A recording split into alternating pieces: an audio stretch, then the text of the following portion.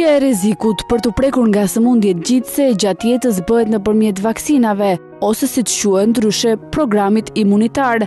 Secili shtet ka në kalendarin e tij një listë vaksinash periodike, për të cilat nënat e reja marrin informacion dhe programojnë periudhën kohore për fëmijët e tyre në konsultorët e lagjeve. Doktoresh, cilat janë sëmundjet më së shpeshta ngjitëse tek fëmijët? Sëmundjet ngjitëse janë një grup sëmundjesh që shkaktohen nga mikrobe të ndryshme, nga bakteriet, virozat, parazitët edhe nga protozoarët. Më të shpeshta ke fëmijët janë i ndajmë në sëmundjet aerogene, që merren nëpërmjet ajrit, sëmundjet gastrointestinale, që merren nëpërmjet gojës, sëmundjet e lëkurës, që merren nëpërmjet kontaktit, dhe sëmundjet që merren nëpërmjet kafshëve. Më të shpeshta në praktikën ambulatore takohen gripi, që është në të dy zakonisht kap të gjithë grup moshat, duke filluar nga fëmijët më të vegjël deri ke moshat e rritura. Ka karakter stinor, zakonisht e takojmë në pranverë dhe në vjesht.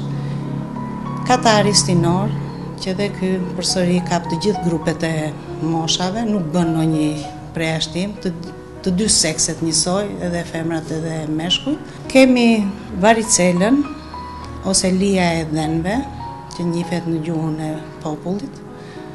Kryesisht kap moshat nga 2 deri në 10 vjeç. Kemi dizanterin, janë çrregullimet gastrointestinale.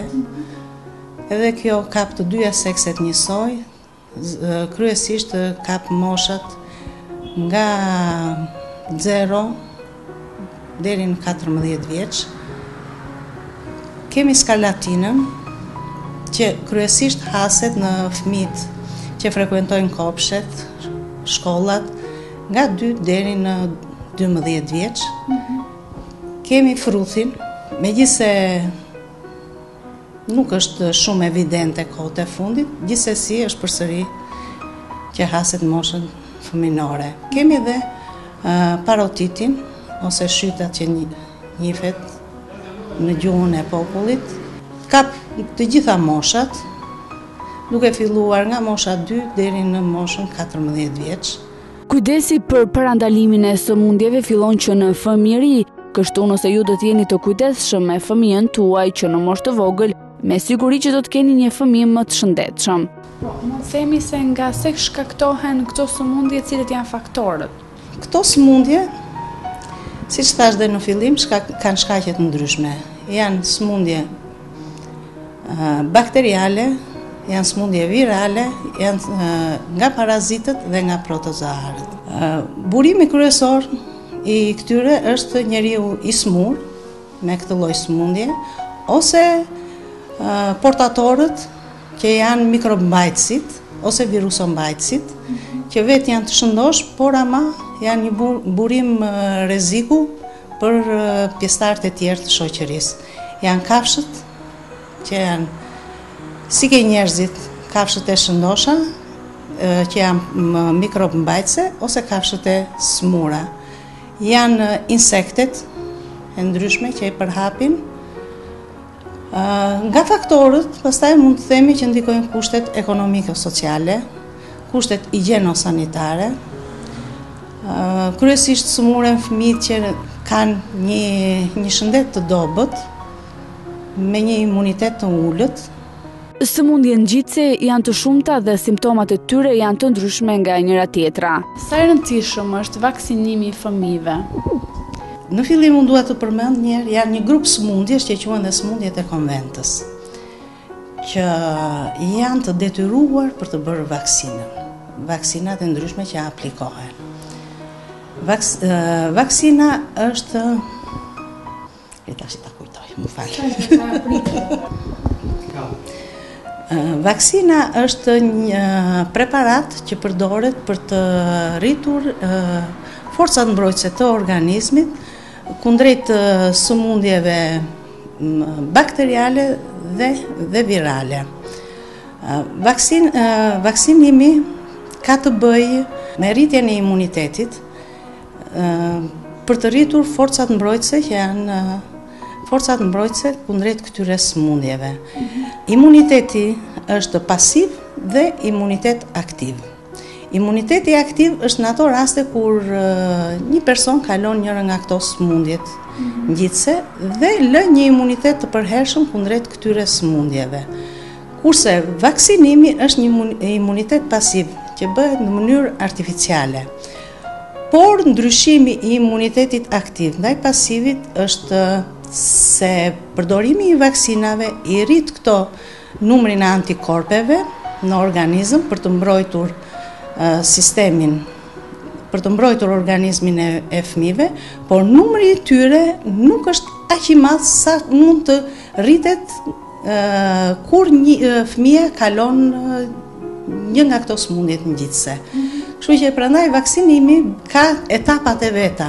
Çdo fëmijë që nga lindja deri në adoleshencën e hershme merr një listë vaksinash për të parandaluar sëmundjet, të cilat mund të sillin defekte në organizëm apo mund të shkaktojnë probleme të rënda infektive. Tek ne aplikohet kalendari i vaksinimit, që fillon nga mosha 2 muajshe dhe vete deri në moshën 15 vjeç.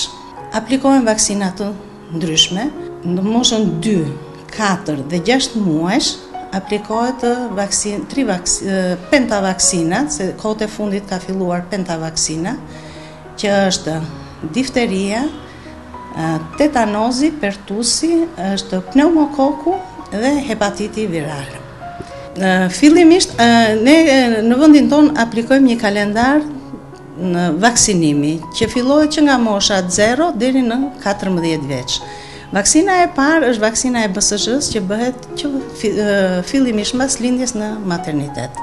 Pastaj fillon vaksinimi në moshën 2, 4 dhe 6 muaj, që është vaksinimi bazal, që bëhet një fillimisht ka qenë 3 vaksin, kohët e fundit është bërë pentavaksin, ku bëhet vaksina e difteris, tetanozit, pertusit, hepatitit edhe pneumokokut. Vaksinat janë shumë të rëndësishme për t'u aplikuar, duhet zbatuar kalendari i drejtë i vaksinimit, për të rritur imunitetin që fëmijët t'i ruajmë nga këto sëmundje të ngjitse. Një pjesë e këtyre sëmundjeve, duke u aplikuar këto vaksina, ne kemi vënë re që ato nuk hasen më në praktikën e përditshme. Por kjo nuk do të thotë që ndonjëherë nuk do t'i takojmë. Çdo sëmundje ka specifikat e veta, si mënyra e shfaqjes, transmetimit dhe parandalimit. Duhet të dini gjithçka për t'i dalë mban e për të përballuar sëmundjen në mënyrën më të mirë. Do të na duhet që fëmijët i largojmë nga ambientet e shkollave, nga ambientet kolektive, për të shmangur dhe infektimin ndoshta të pjesës tjetër të fëmijëve. A vlen kjo apo jo? Sigurisht që vlen, se për të përhapur një sëmundje infektive duhet të jenë është